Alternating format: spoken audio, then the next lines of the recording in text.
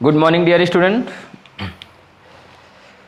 मैं आज फिर से एनालिसिस ऑफ क्रिस्टलाइन सॉलिड के जो सेकंड टॉपिक है जिसमें हम क्या करेंगे, क्योंकि हमने फर्स्ट टॉपिक में पहले आपको बताया कि किसी सिंपल क्यूबिक सेल की कैसे एनालिसिस करेंगे, और मैंने उसमें आपको जो इम्पॉर्टेंट एनालिसिस थी as effective number of atom, radius, या हम कह सकते हैं उनमें जो between the A and R जो रेडियस के बिटवीन जो डिफरेंट था, उसके अलावा मैंने उनकी कोऑर्डिनेशन नंबर के बारे में स्टडी कराया था पिछले टॉपिक में। और उसके बाद मैंने जो पैकिंग एफिशिएंसी होती है या पैकिंग फ्रैक्शन होता है, ये दिखाना कि उस क्रिस्टल में वो आइटम कितना ज़्यादा ऑक्युपाई हैं, उसके बारे में भी मैंने स्टडी करा दी थी। और जो उनके नियरेस्ट नेबर्स थे उनके बारे में भी मैंने पिछले टॉपिक में समझाया था। स्टूडेंट्स, आज का जो हमारा टॉपिक होगा ये होगा कि जो सिंपल यूनिट सेल के अलावा जो हमारा सेकेंड यूनिट सेल आता है, इसको बोलते हैं बॉडी सेंटर क्यूबिक, यानी जो बॉडी सेंटर क्यूबिक होते हैं जिनको हम बीसीसी के थ्रू भी जानते हैं। ये भी हमारे 12th एग्जामिनेशन के लिए बहुत इंपॉर्टेंट है, क्योंकि इसके लिए इनमें से दो क्वेश्चन हमारे 100% आते हैं। ये ध्यान दीजिएगा। फर्स्ट क्वेश्चन एनसीईआरटी हमसे आस्क करता है कि चलिए किसी बॉडी सेंटर क्यूब गिवन है और उसके क्या कोऑर्डिनेशन नंबर निकाल के पुट कर दीजिए। उसके बाद दूसरा क्वेश्चन कभी कभी आता है कि कोई बॉडी सेंटर क्यूबिक दिया जाए तो उसमें हमें क्या निकालना होता है। ध्यान देना, उसमें हमें निकालना होता पैकिंग एफिशिएंसी। और ध्यान दीजिएगा, कभी कभी क्या होता है बेटा, कभी ये दिखाना पड़ता है कि उसके नेबरिंग जो एटम्स होते हैं उनकी कैसे स्टडी या उनकी कैसे पहचान करेंगे। तो आइए आज के टॉपिक में सबसे पहले हम जानेंगे कि बॉडी सेंटर क्यूबिक होता क्या है। उसके बाद बॉडी सेंटर क्यूबिक की पहचान करने के बाद हम एनालाइज करेंगे कि उनमें कौन कौन से ऐसे कॉन्स्टिट्यूएंट मैटर हो सकते हैं जिसके द्वारा हम उनकी स्ट्रक्चरल और फंक्शनल स्टडी कर पाएं। ठीक है, तो आइए सबसे पहले आज हम टॉपिक स्टार्ट करते हैं बॉडी सेंटर क्यूबिक, और उसके बाद एनालाइज करते हैं टॉपिक में कि किन किन चीजों को हमें पढ़ना है। तो लेट अस सी बॉडी सेंटर क्यूबिक। ठीक है, बॉडी सेंटर क्यूबिक का मतलब होता है एक आपको क्यूबॉइड संरचना मिलेगी। क्यूबॉइड का मतलब आपने देखा कि मैंने पहले बताया था कि किसी क्यूबिक की पहचान कैसे की जा सकती है। उस बॉडी सेंटर क्यूबिक में उसकी हम स्टडी कैसे करेंगे, हमें इसकी भी जानकारी होनी चाहिए कि बॉडी सेंटर जो क्यूबिक्स होते हैं उनकी संरचना हम कैसे करेंगे। तो आइए सबसे पहले हम क्या करते हैं, एक सिंपल क्यूबिट बनाते हैं। सिंपल क्यूबिट बनाने के बाद उसी सिंपल क्यूबिट में एक बॉडी सेंटर क्यूबिक का भी फॉर्मेशन करते हैं। हमारे पास यहां पर दिया है यानी बीसीसी। ध्यान दीजिएगा, बीसीसी का मतलब होता है बॉडी सेंटर क्यूबिक। लेकिन कोई भी क्वेश्चन पढ़ने से पहले हमें एक चीज ध्यान दीजिए कि जो चीजें हम पढ़ा रहे हैं उन पर बिल्कुल जितने भी सारे स्टूडेंट्स अभी हमें लाइव देख रहे हैं या पढ़ रहे हैं हमारी क्लासों को, तो ध्यान दीजिएगा, हमारा ये इरादा नहीं है कि हम अपने चैनल्स में पढ़ाएं और सब्सक्राइब को बढ़ाएं। हमारा केवल ये इरादा है कि बच्चों को ज़्यादा से ज़्यादा अच्छी तरह सुविधा कराई जाएगी स्टडी की, क्योंकि इस समय लॉकडाउन वगैरह चल रहे हैं जिससे बच्चों को पढ़ाई की सुविधा नहीं मिल पा रही। इसलिए हमारा ये प्रयास है कि मैं यहाँ पर रहकर कम से कम उनको उन चीज़ों से अवगत कराऊं जो उनके लिए बहुत इंपॉर्टेंस है, और जो टफ यानी टपिंग वर्ड्स हैं या जो उनके टॉपिक्स काफ़ी हार्ड बन रहे हैं, जो सिलेबस में काफ़ी ज़्यादा इंपॉर्टेंट है, कंपटीटिव बहुत ज़्यादा इंपॉर्टेंट है। ध्यान दीजिए, इसी के थ्रू मैं यहाँ पर पढ़ाने के लिए आया हूँ। तो चलिए आइए सबसे पहले हम स्टार्ट करना चाहते हैं कि बॉडी सेंटर क्यूबिक होता क्या है। तो ध्यान दीजिएगा, सबसे पहले एनालाइज करिए इसको। यहाँ पर एक क्यूबिक का फॉर्मेशन करते हैं, एक क्यूबिक का फॉर्मेशन करते हैं। ठीक है स्टूडेंट्स, अभी ये क्यूबिक नहीं है, लेकिन अब क्या करते हैं, धीरे धीरे मैं इसको जनरलाइज करना चाह रहा हूं। मैंने पिछले टॉपिक में बताया था कि ये जो इनके कॉर्नर होते हैं, ये जो कॉर्नर बने हुए हैं, इनको हम एजेक बोलते हैं। स्टूडेंट्स, इनको हम क्या बोलते हैं, एजेक बोलते हैं। ठीक है ना, यानी कहने का मतलब एक सेंट्रल क्यूबिक में कितने कॉर्नर होते हैं हमें इसकी जानकारी होनी चाहिए।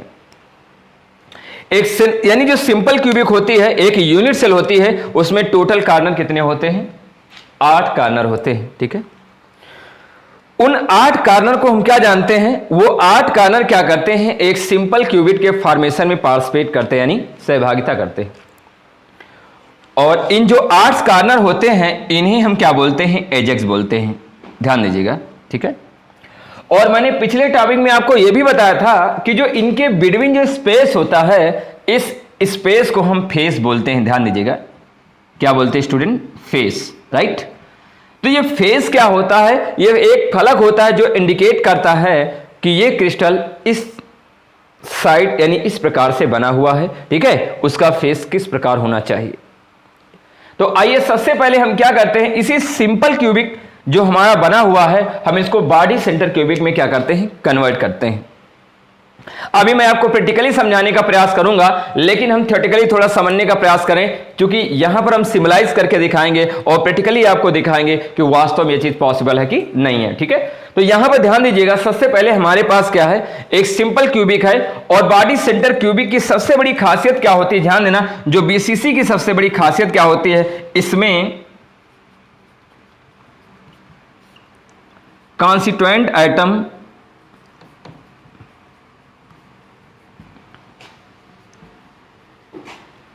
किनारों के साथ साथ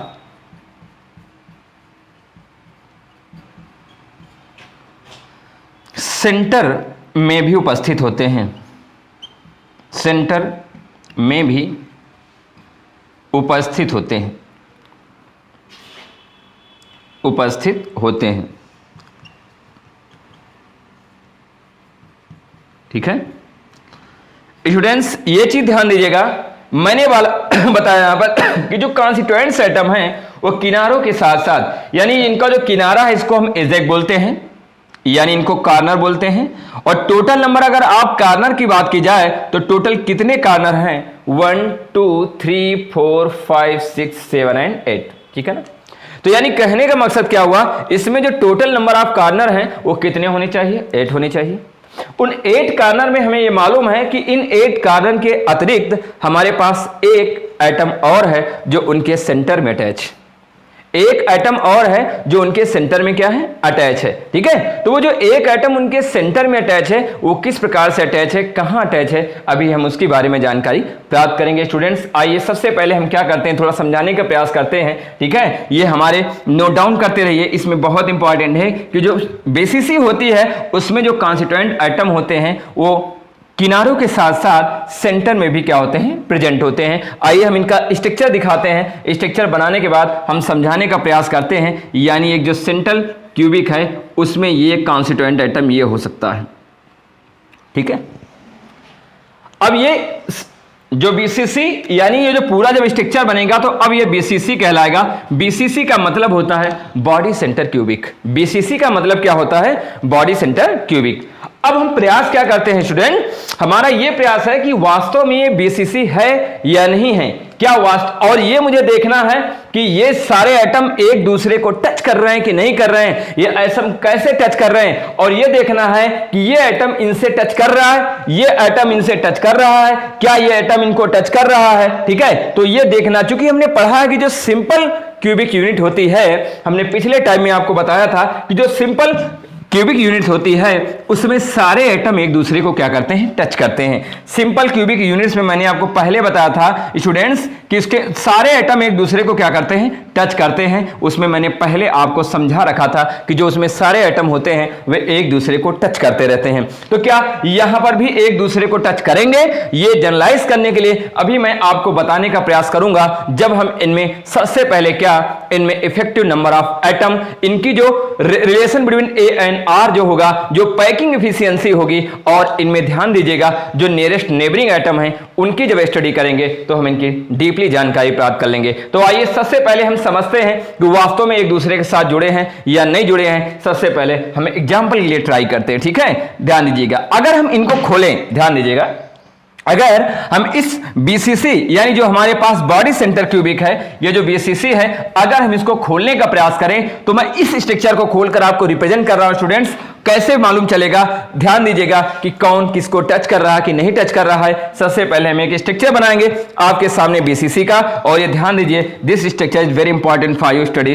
ध्यान दीजिएगा, यहां पर सबसे पहले क्या करते हैं, यहां पर एक चूंकि हमें मालूम है कि जो बॉडी सेंटर क्यूबिक होते हैं उसमें जो कॉन्स्टिट्यूएंट एटम होते हैं उनके बिटवीन होते हैं। ध्यान दीजिएगा, ये जो कॉन्स्टिट्यूएंट एटम होते हैं उनके बिटवीन होते हैं। मैंने क्या देखा इस स्ट्रक्चर में, मैं ये देख रहा हूं कि इसके अंदर जो ये स्ट्रक्चर बन रहा है, उस स्ट्रक्चर में जो सेंट्रल वाला एटम है, ये जो सेंट्रल वाला कॉन्स्टिट्यूएंट एटम है, ये क्या कर रहा है, साइड बाई साइड वाले एटम को टच करता है। ध्यान दीजिएगा, ये साइड बाई साइड वाले एटम को टच करता है, लेकिन हां अपोजिट डायरेक्शन में मैं क्या देख रहा हूं, ये इनको टच कर रहे हैं, ये इनको टच कर रहे हैं। लेकिन यही चीज ये केवल हम बीसीसी में देख रहे हैं, जिसको हम क्या बोलते हैं, बॉडी सेंटर क्यूबिक। और अब यही चीज जनरलाइज करने के लिए हम क्या करें, अगर हम यहां जो हमारा कंपोनेंट्स है यानी सिंपल क्यूबिक में ध्यान दीजिएगा, सिंपल क्यूबिक में अगर हम जनरलाइज करना चाहें तो मैं क्या देखता हूं कि वहां जो कॉन्स्टिट्यूएंट पार्टिकल हैं वे एक दूसरे को चारों किनारों में क्या करते हैं, टच करते हैं। तो मैंने ये क्या बताया, मैंने सिंपल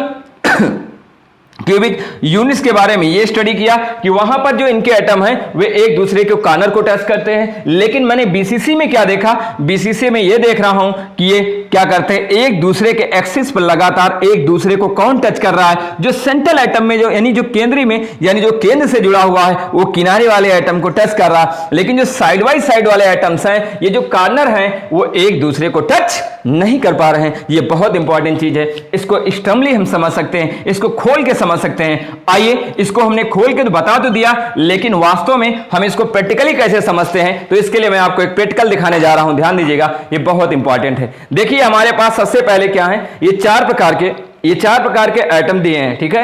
ये जो चार प्रकार के एटम हैं, उन चार प्रकार के एटम में क्या देखना है, ये हमारे चार कॉन्स्टिट्यूएंट एटम हैं, एक दूसरे के साथ जुड़े हुए हैं। उन कॉन्स्टिट्यूएंट एटम के ऊपर मैंने क्या किया, इसको एक सेंट्रल एटम के रूप में रख दिया। अब मैं क्या देखता हूं कि जो ये सेंट्रल एटम है, यानी जो बीसीसी में जो बॉडी सेंटर वाला है, वो चारों एटम को क्या करता है, टच कर रहा है। इस तरह कर रहा है, देखिए जैसे इस प्रकार के चार एटम्स रखे हुए हैं, ये चारों को टच कर रहा है, वैसे ये भी क्या कर रहा है, इन चारों को टच कर रहा है। यानी जब अगर वो चारों को टच कर रहा है तो इसका मतलब जो इसका कॉम्बिनेशन है, ठीक है, जो इसका अटैचमेंट है उन चारों एटम से है, किसमें, इन बीसीसी। बट अगर इनको ऐसे करके दिखाऊं तो मैंने क्या देखा, ये चार एटम एक दूसरे के साथ अटैच हैं। ये किसमें है, ये हम सिंपल यूनिट सेल में देख रहे हैं, और उनमें एक दूसरे को टच केवल साइड बाय साइड वाले एटम कर रहे हैं, ना कि सेंटर एटम कर रहा है। तो यही दोनों में एक डिफरेंट है। हम कह सकते हैं कि इनके जो ट्रायंगुलर होंगे, इनकी जो एक्सिस होगी, इनकी जो रेडियस होगी, इनकी जो कोऑर्डिनेशन नंबर होगी, इनकी जो पैकिंग एफिशिएंसी होगी, इनकी जो नियरेस्ट नेबरिंग साइट होगी, वो बिल्कुल क्या होगी, सिंपल क्यूबिक यूनिट से डिफरेंट होगी। ये ध्यान दीजिएगा, ये बहुत इंपॉर्टेंट प्रैक्टिकली मोमेंट है आपके लिए, समझने के लिए बहुत इंपॉर्टेंट, ध्यान देना, ठीक है। तो आइए मैं फिर से दिखा दे रहा हूं कि ये जो हमारे एटम्स हैं उसमें देखते हैं कि बीच के एटम एक दूसरे को क्या है, टच कर रहे हैं, यानी बीच का एटम एक दूसरे को टच करता है, लेकिन किनारे वाले एटम बिल्कुल एक दूसरे को टच नहीं कर पा रहे हैं। ये बहुत इंपॉर्टेंट प्रैक्टिकली अंडरस्टैंडिंग के लिए सबसे अच्छा तरीका है। आइए अब नेक्स्ट हम सबसे ज्यादा इंपॉर्टेंट हम समझ सकते हैं कि हमारे बीसीसी में ये होना चाहिए। चलो स्टूडेंट, इतनी बात हमारे समझ में आ गई। अब हम क्या जानते हैं, अब ये देखना चाहते हैं कि ये एटम किस प्रकार एक दूसरे को टच कर, ठीक है, कंप्लीट कर लीजिए।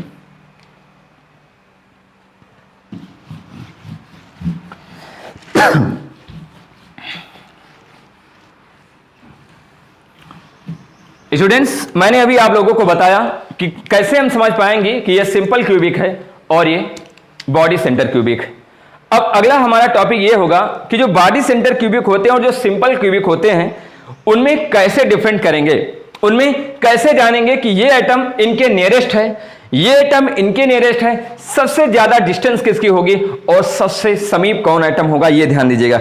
आइए एक फिर से हम क्या करते हैं, एक बॉडी सेंटर क्यूबिक का फॉर्मेशन करते हैं जिसका नाम है बीसीसी। ध्यान दीजिए, ये सबसे ज्यादा बेसिक चीजें हैं जो आपके एनसीईआरटी में लगातार क्वेश्चन पूछे जा रहे हैं। पहले हम क्या करते हैं, एक बीसीसी का फॉर्मेशन करते हैं जिसको हम बोलते हैं body centre cubic, right. Student एक चीज ध्यान दीजिएगा, यहां पर क्या है, ये हमारा सेंटर है यानी सेंटर क्यूबिक, और ये हमारे क्या हैं, कॉर्नर है।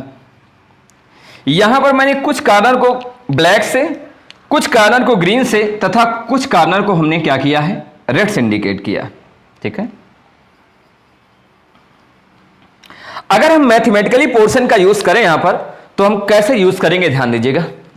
स्टूडेंट्स आइए हम ये जानते हैं कि इस सेंट्रल कॉन्स्टिट्यूएंट एटम को इन जितने भी कॉर्नर जो इनके आर बगल जुड़े हुए हैं, जो इनको टच कर रहे हैं, यह देखना है कि सबसे निकट यानी सबसे पास से कौन टच कर रहा है, हमें यह देखना है सबसे पास से कौन टच कर रहा है, यानी इतने कॉन्स्टिट्यूएंट एटम है, हमें यह दिखाना है कि इनको सबसे समीप कौन टच कर रहा है। ध्यान दीजिएगा, यानी इनको सबसे ज्यादा कौन अट्रैक्ट कर रहा है। ठीक है, तो इसके लिए सबसे पहले हम क्या करते हैं स्टूडेंट्स, यहां पर यह मालूम होना चाहिए कि ये इनकी डिस्टेंस,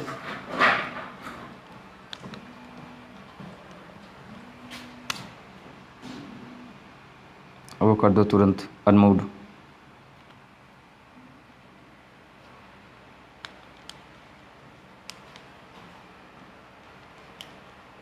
ये इनकी डिस्टेंस चल रहा ना, ये इनकी डिस्टेंस। उसके बाद क्या है, अगर ये इनकी डिस्टेंस है तो ये ध्यान देना स्टूडेंट्स, ये इनको टच कर रहा है ये वाला। ठीक है, यानी तो अगर हम इस डिस्टेंस को देखें, इस डिस्टेंस को देखें, तो जो ये नियरेस्ट नेबरिंग की बात की जाए तो ये हमारा क्या होगा, ए होगा। ठीक है ना, यानी कहने का मतलब इसकी रेडियस ऑफ लेंथ देखें तो सबसे ज्यादा डिस्टेंस क्या होगी, इसकी होगी, यानी ये हो जाएगा। अगर ये ए होगा तो ये हमारा क्या होगा, √2a हो जाएगा। राइट,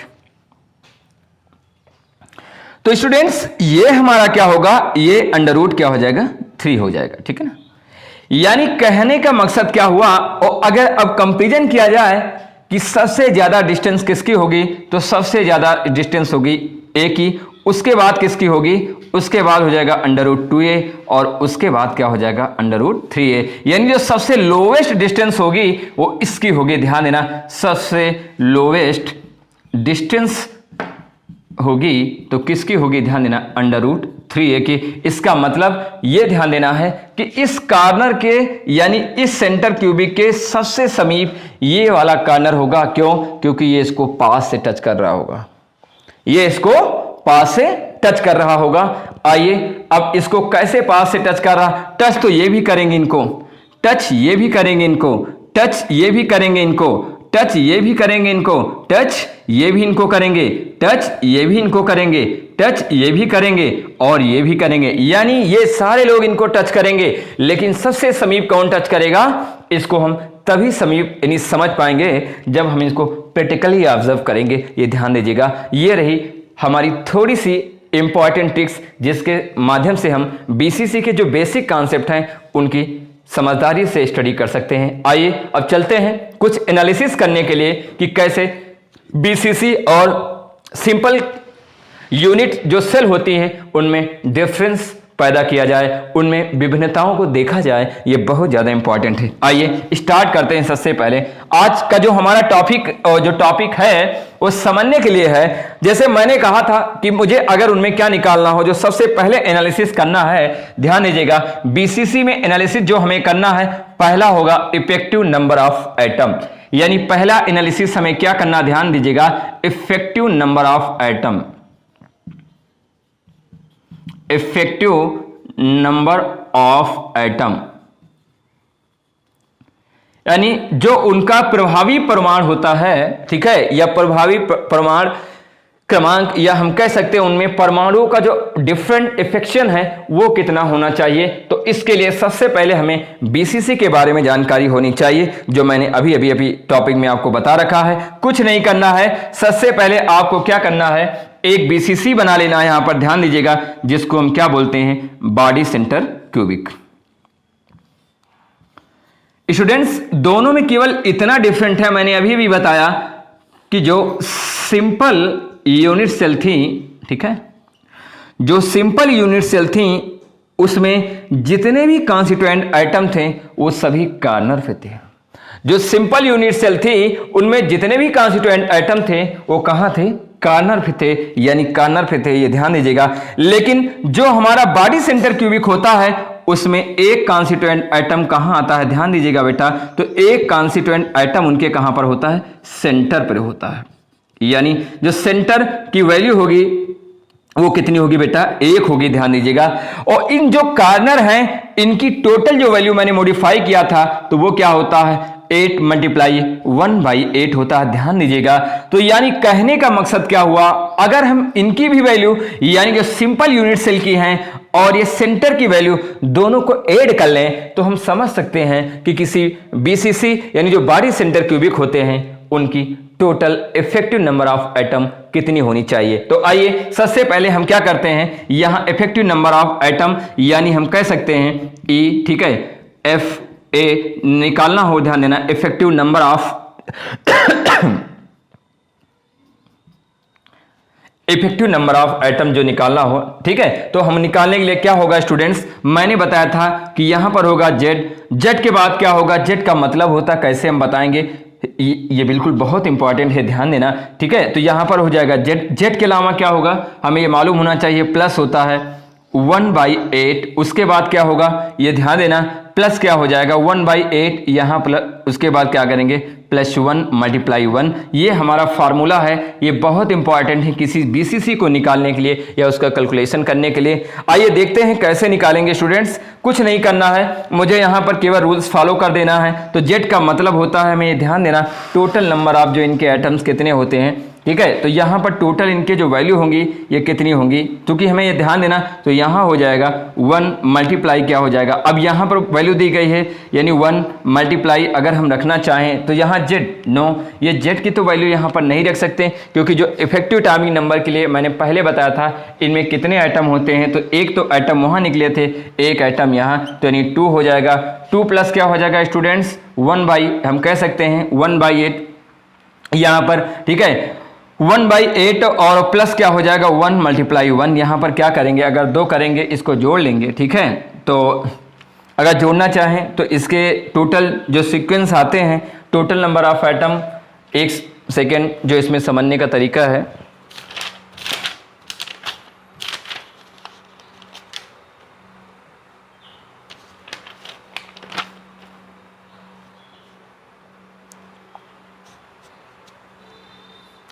तो इफेक्टिव के लिए कुछ नहीं करना है स्टूडेंट्स। यहां पर 2 तो वैसे इनका जो रियलाइज आंसर होगा, यहां पर क्या करेंगे जेड, जेड का मतलब होता है जो नंबर ऑफ कॉर्नर होंगे वो कितने होंगे हमें याद रखना है। तो नंबर ऑफ कॉर्नर इनके कितने हैं 1 2 3 4 5 6 7 8, यानी यहां जो वैल्यू होगी ध्यान देना ई एन की जो है, तो जेड इज इक्वल टू क्या हो जाएगा, तो जेड की वैल्यू हमें रिमाइंड करना है, ये हमारे जेड हैं, ये भी हमारे जेड हैं, ये भी हमारे जेड हैं, ये भी जेड हैं, ये भी जेड हैं, ये और ये भी हो जाते हैं, ठीक है, और ये भी एक जेड ही बनेगा। तो यहां हो जाएगा 8, उसके बाद मल्टीप्लाई 1/8 प्लस क्या हो जाएगा 1 मल्टीप्लाई 1 कर देंगे, ठीक है। तो यहां पर क्या करते हैं, ध्यान देना स्टूडेंट्स, ठीक है। अब यहां पर जो इनकी टोटल वैल्यू आएगी वो क्या हो जाएगी, यानी 8/8 यहां पर क्या हो जाएगा, ध्यान देना, प्लस क्या हो जाएगा 1 मल्टीप्लाई 1, यानी इनकी जो टोटल वैल्यू निकालेंगे तो यहां पर क्या करेंगे, जब डिवाइड करेंगे तो होगा 1 + 1 मल्टीप्लाई 1, यानी इनको जोड़ देंगे तो जो टोटल जेड की जो वैल्यू आएगी स्टूडेंट्स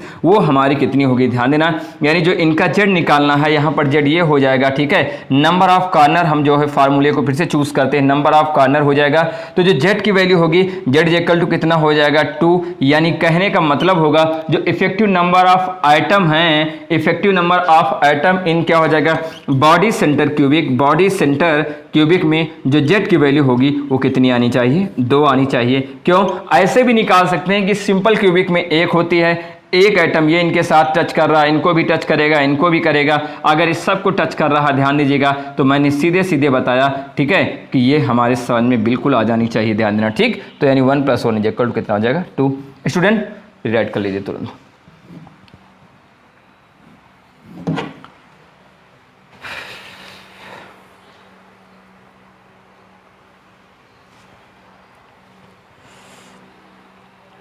चलिए इतनी बात हमारे समझ में आ गई। अब हमारा जो सेकंड पॉइंट है, ध्यान दीजिएगा, जो हमारा सेकंड पॉइंट है वो क्या होना चाहिए, जल्दी थोड़ा।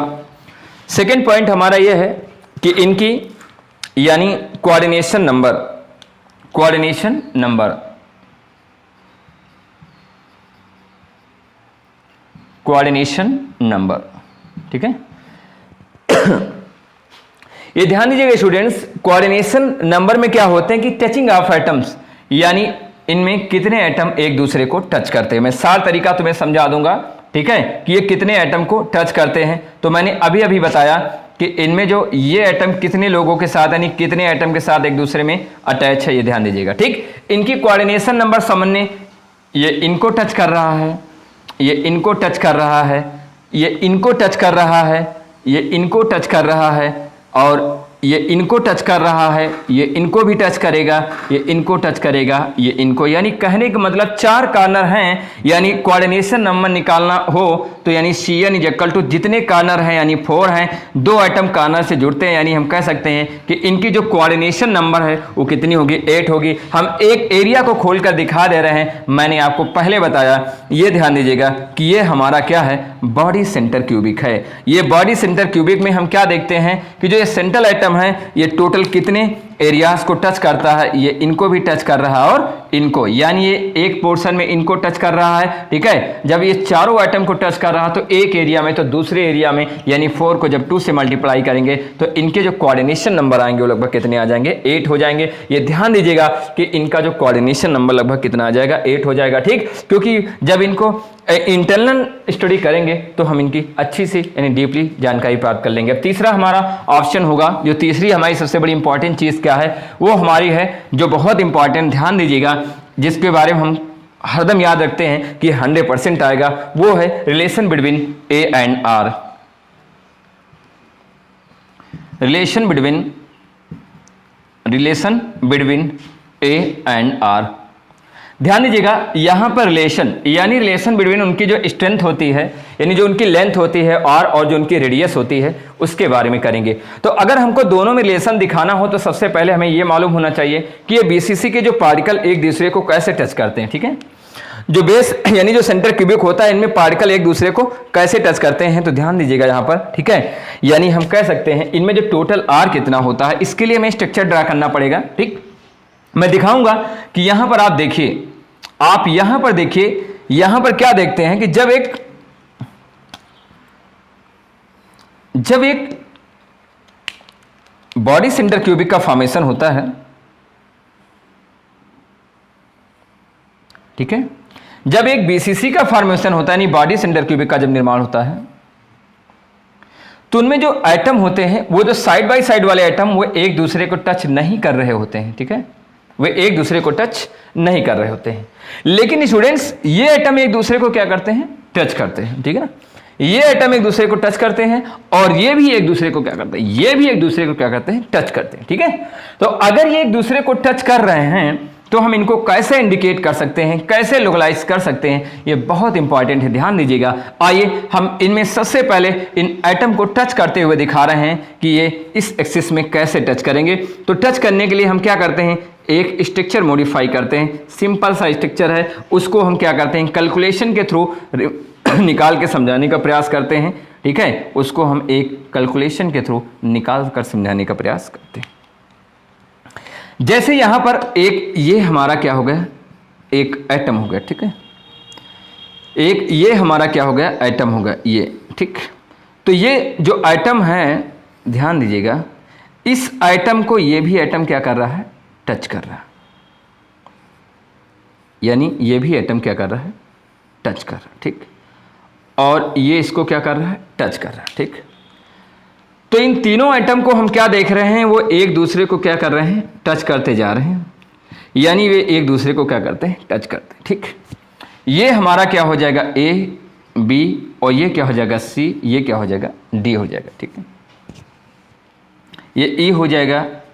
ठीक, और ये एफ हो जाएगा, ये जी हो जाएगा, ये क्या हो जाएगा, एच हो जाएगा। ठीक, तो जब एक दूसरे को टच करते हैं तो इनको और थोड़ा तरीके से समझने का प्रयास करते हैं।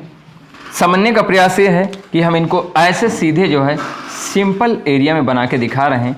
जब मैंने इनके ओपन किया, खोला, तो मैं क्या देख रहा हूँ, ये जो वैल्यू है इनकी, ये जो वैल्यू है ये इनकी क्या है, ये ए है, यानी जिसको मैंने बताया था कि जब सिंपल क्यूबिक में हम निकालें तो इनकी जो ए होती है वैल्यू वो अंडर रूट क्या होता है, 3 होता है। ठीक है, इनकी जो वैल्यू, ठीक, ए यानी जो लेंथ होती है। ठीक है ना, उसके बाद हम क्या देखते हैं कि ये इनकी क्या है, ए आर यानी रेडियस, ए आर होगी, ये भी एक दूसरे को क्या करते हैं, टच करते जा रहे हैं। अगर ये आर होगा तो ये क्या हो जाएगा, 2r होगा, अगर ये 2r होगा तो ये भी क्या हो जाएगा, r हो जाएगा। ठीक है, तो मैं कह सकता हूं कि अगर हम इसको सिंप्लाइज करना चाहें तो यहां पर मैं क्या देखता हूं, यहां देखता हूं r इज इक्वल टू कितना है, r is equal to 4r है।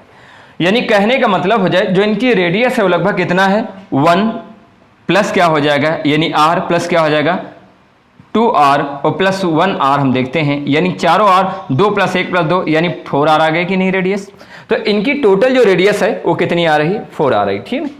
अब हम क्या करते हैं, इसको कैलकुलेट करना चाहते हैं तो सिंपल सा तरीका है, मैं देखता हूं कि √3a इज इक्वल टू कितना आ रहा, 4r आ रहा है। √3a इज इक्वल टू कितना आ रहा, 4 आ रहा। तो अगर हमको r से निकालना हो तो ध्यान देना, रिमाइंड करके चलना बहुत इंपॉर्टेंट है। तो यानी r इज इक्वल टू क्या होगा, √3/4। ये हमारा क्या होगा, relationship between radius and length. ये बहुत इंपॉर्टेंट है, इसको कैलकुलेट कर लीजिए, मैनेज कर लीजिए। इनका जो रिलेशन होगा r इज इक्वल टू क्या हो जाएगा, √3 क्या हो जाएगा 4 हो जाएगा। ये बहुत इंपॉर्टेंट है, ठीक है। समझ में आई मेरी बात, ये बहुत इंपॉर्टेंट है और इसको हम क्या करते हैं, जनरलाइज करते हैं, ठीक।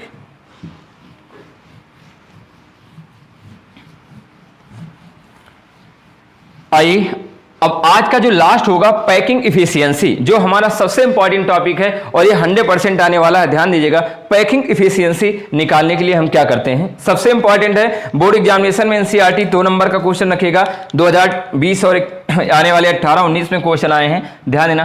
पैकिंग फ्रैक्शन क्या होता है, पैकिंग फ्रैक्शन यानी इसको 60 से हम जो पीएफ से इंडिकेट करते हैं। देखो पैकिंग फ्रैक्शन के लिए हमें सबसे पहले मालूम क्या होना चाहिए, ये ध्यान दीजिएगा। पैकिंग फ्रैक्शन के लिए हमें ये मालूम होना चाहिए, ध्यान देना, जो इनकी वैल्यू होती है यानी पीएफ इज इक्वल टू क्या होता है, उसमें यह बताया जाता है कि जो बीसीसी होती है यानी बॉडी सेंटर क्यूबिक होता है, इसमें ये कितना क्लोज पैक होगा। यानी इसमें यह बताना है कि इनके जो आइटम्स हैं इसमें कितने एक दूसरे के पास प्रेजेंट होंगे। यानी ये खाली है, भरा हुआ है कि इसमें एटम कहां कहां है, इसको हमें निकालना है। बॉडी सेंटर क्यूबिक का एक स्ट्रक्चर देखकर हमें बताना है कि इनमें कितने % एटम जुड़े हुए हैं। तो आइए इसको हम निकाल के दिखा रहे हैं आप लोगों को कि कैसे इनका पैकिंग फ्रैक्शन निकाला जाए। तो ध्यान दीजिएगा, पैकिंग फ्रैक्शन के लिए होता क्या है, पैकिंग फ्रैक्शन के लिए सबसे पहले होता है, मैंने बताया था कि इनकी जो वॉल्यूम ऑफ एटम, जो एटम की वॉल्यूम होती है, ध्यान देना, volume of atom upon volume, या हम कह सकते हैं volume of analyse atom upon क्या हो जाएगा, ध्यान दीजिएगा, वॉल्यूम ऑफ एटम, राइट। अब तो यहां पर हम कह सकते हैं जेड इज इक्वल टू भी कर सकते हैं। तो यानी पीएफ अगर हमें निकालना हो तो यहां मैंने बताया था, अभी मैंने बताया है जो जेड की वैल्यू कितनी होती है 2, तो यहां पर इनके लिए जेड की वैल्यू कितनी हो जाएगी 2, ठीक है। जेड इज इक्वल टू कितना होता है 2। और किसी भी क्यूबिक यूनिट सेल के लिए जो एंगुलर मोमेंटम यानी जो एंगुलर एंगल्स होंगे वो कितने होंगे, ध्यान देना, यानी जेड प्लस क्या हो जाएगा, ध्यान दीजिएगा, या हम कह सकते हैं जेड इक्वल टू या जेड मल्टीप्लाई 4/3 या जेड प्लस हम कह सकते हैं 4/3, ठीक है। क्या हो जाएगा, यहाँ हो जाएगा। लेकिन ये वैल्यू कौन सी है, ये सबसे पहले हमें मालूम होना चाहिए, ये है क्या, ठीक है। ये हमारा एक सिंपल क्यूबिक है, उसके बाद ये करना बॉडी सेंटर क्यूबिक, तो इसके लिए होता है जेड इज इक्वल टू हो सकता है प्लस 4/3 πr³ अपॉन क्या हो जाएगा, volume of unit cell, right. चलो अब क्या करना है, इस यूनिट सेल की वॉल्यूम निकालना है। तो सबसे सिंपल सा और सबसे इंपॉर्टेंट तरीका, थोड़ा समझने का प्रयास करिए। अब यहाँ पर जेड इज इक्वल टू के जेड की वैल्यू कितनी आई थी 2, 2 प्लस क्या हो जाएगा 4/3 πr³ अपॉन क्या हो जाएगा ए।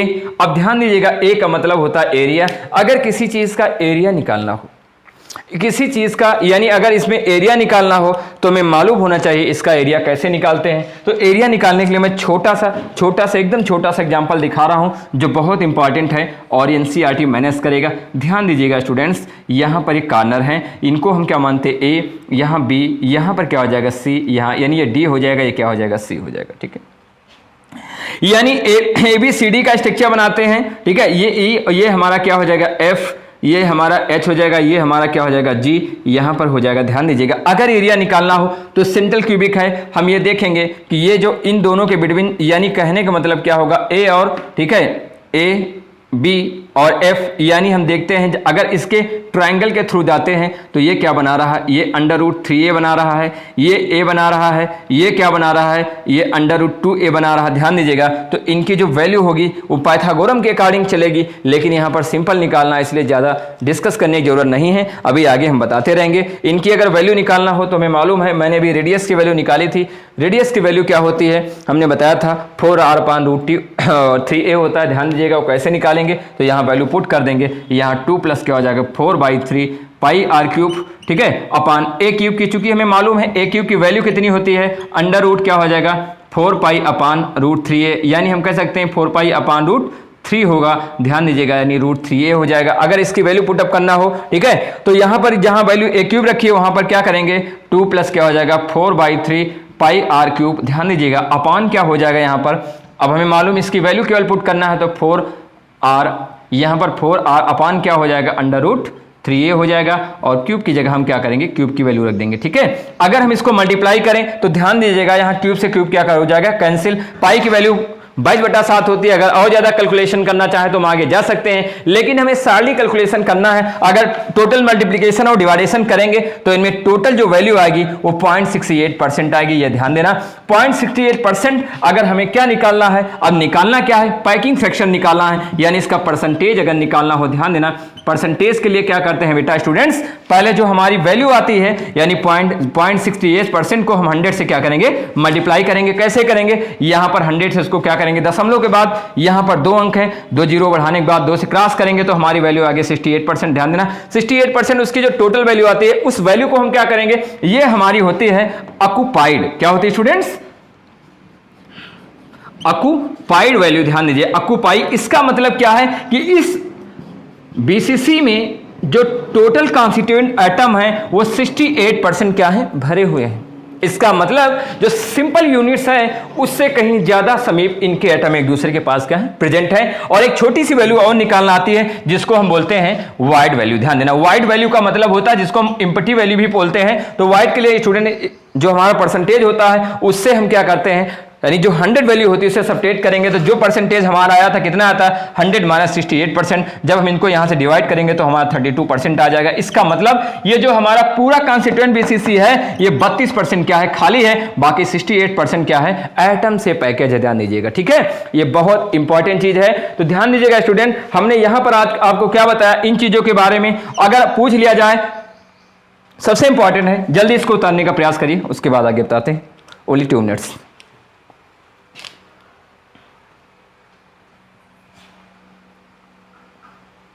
चलिए, कंप्लीट हो गया। लास्ट अगर बात की जाए नेबरिंग एटम की, यानी नियरेस्ट नेबर कौन कौन से हैं, वैसे ये जेएम और आईआईटी के लिए है।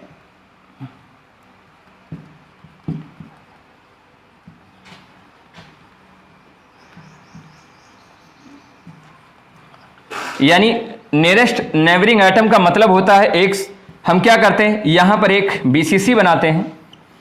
बीसीसी बनाने के बाद हम क्या करते हैं, उसमें 4 छोटी छोटी बीसीसी बनाने का प्रयास करते हैं। 1 2, ध्यान दीजिएगा 4, यानी ये इनसे अटैच कर लेंगे, ये इनसे अटैच करेंगे, और ये इनसे अटैच करेंगे, ये इनसे करेंगे, इनसे करेंगे, इनसे करेंगे, ठीक है। अब यहां पर देखते हैं किसमें कौन किसके साथ किस तरह जुड़ा है। जो सेंटर पे है तो ध्यान देना, पहले क्या होगा, ये इनको टच करेगा, ये इनको टच करेगा, ये इनको टच करेगा। दूसरी चीज क्या है, ये इनमें भी जाकर टच कर सकता है, और ये इनको भी टच करेगा, ये इनको भी टच करेगा, ये यहां पर भी जाकर टच करेगा, और यहां पर भी जाकर टच करेगा, यहां भी टच करेगा। यानी कहने का मकसद हो कि ये ध्यान दीजिएगा, इनमें नेबरिंग एडजस्टिंग जो क्वेश्चन आएंगे, क्वेश्चन कभी रखे जा सकते हैं या नहीं रखे जा सकते, जानना जरूरी है कि इनमें टोटल नंबर ऑफ जो एटम होते हैं वो कितने। यानी पहले मुझे 8 तो मालूम था, यहां 8 के अलावा 4 जो है कॉर्नर स्वयं इनको अलग से टच करते हैं। क्यों, क्योंकि मुझे मालूम यहां 4 कॉर्नर हैं। अगर 4 को हम 3 से क्या करें, मल्टीप्लाई करें। क्यों 3 से करें, क्योंकि 4 कॉर्नर में 3 एटम एक दूसरे कॉर्नर से क्या होते हैं, अटैच होते हैं। तो उन कॉर्नर को अटैच करेंगे तो हमें कोऑर्डिनेशन नंबर यानी CN हमारी कितनी आ जाएगी, 12। हमें याद रखना है इनके जो नेबरिंग एटम होंगे वो कितने होंगे, 12। एक छोटी सी बात हरदम ध्यान देना, जो सिंपल यूनिट सेल होती है उनमें कोऑर्डिनेशन नंबर कितनी आती, 6। जो ध्यान देना BCC होती है उनकी कोऑर्डिनेशन नंबर 8 होती है। और जो हमारी यहां पर जो नेबरिंग एटम में मैंने बता दिया, इनमें अगर निकालना हो कोऑर्डिनेशन नंबर तो लगभग 12 आएगी इसके थ्रू हमें, यानी जो FCC वगैरह आएगी। तो इतना आज हमें रिवाइज कर लेना है। बाकी का जो नेक्स्ट टॉपिक है आने वाले टाइम में यानी कल आपको आगे पढ़ाएंगे, जो बहुत इंपॉर्टेंट टॉपिक है, जिसमें हम CCP और FCC के बारे में बताएंगे आपको, जो आगे चल के बहुत इंपॉर्टेंट है। Stop my lecture page 3।